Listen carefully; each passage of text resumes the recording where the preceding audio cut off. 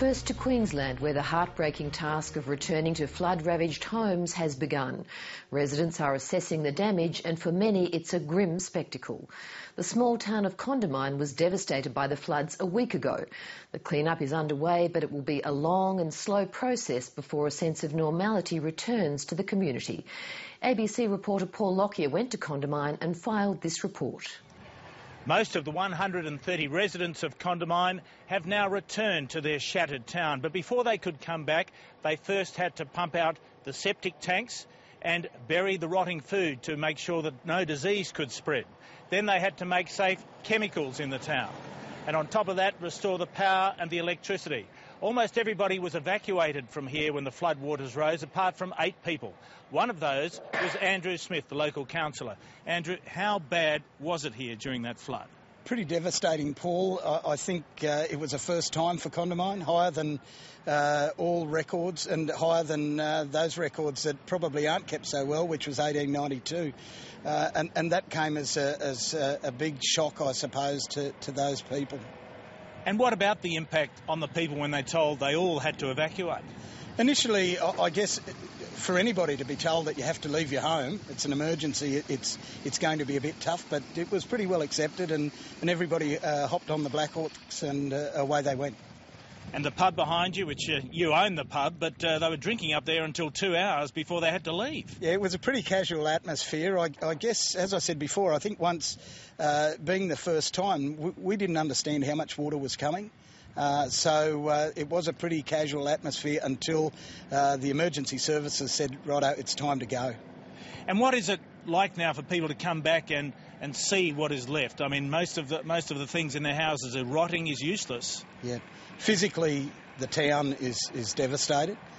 Emotionally, I think, will be the biggest hurdle for people to come back into their homes and see their life possessions either damaged or completely destroyed.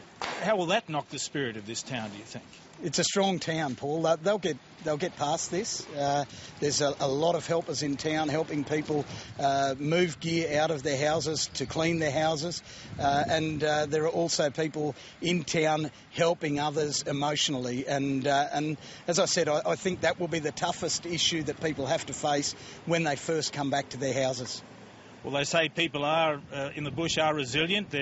They're stoic, but this surely must test that. Oh, look, it will. It will. But time cures a lot of things. And as I said, we are a very strong community. There will be plenty of support. You only have to have a look around town today to see the support that has come from everywhere. And towns like Chinchilla, who, you know, just days ago were devastated themselves, are supplying workers to help clean up in Condamine. And that's what the bush is all about. Well, you look after a bigger area as a councillor. I mean, what devastation have you seen over a broader area of Queensland here? Look, it's been terrible, and I guess at times like this you tend to become a little bit focused locally, and what we've seen here in Condamine has been terrible, but the floods right across Queensland have just been, well, it's been a tragedy. Some of the bigger towns will have a mammoth task. We have 40 to 42 houses to clean up. We'll get in, we'll get it done quickly, and life will move on in Condamine.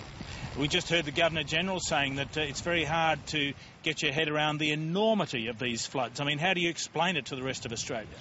Pretty tough even to explain it to the people of Condamine as to what happened in this town 8 days ago after they were evacuated. And I guess you have to see it to believe it.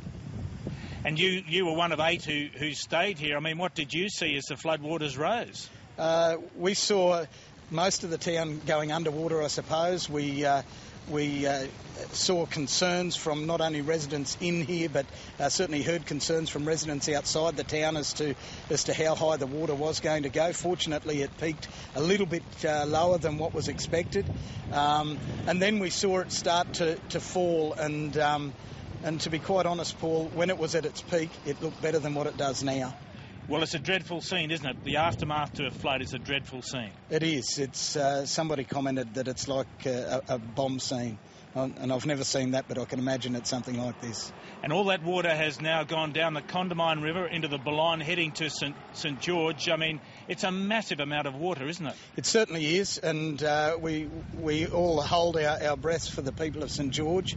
I believe the peak's gone through Surat, but St George, you know, the poor things received a record once-in-a-generation flood back in March, and now it's going to happen again. So we're certainly thinking of them, and I'm sure everybody here is thinking of the people down there. Won't be long, though, before you get drinkers back in the pub? Mate, the pub, some of the rooms in the pub are starting to look good already. I did make a comment. We've had a steam cleaner fellow in there, and he's brought up the cod hole, and I don't think it's ever looked better. So it's not going to be long before the hotel will once again be the centre of this town. Andrew Smith, thanks for talking to 7:30 Report. Thanks, Paul. Paul Lockyer there in Condamine.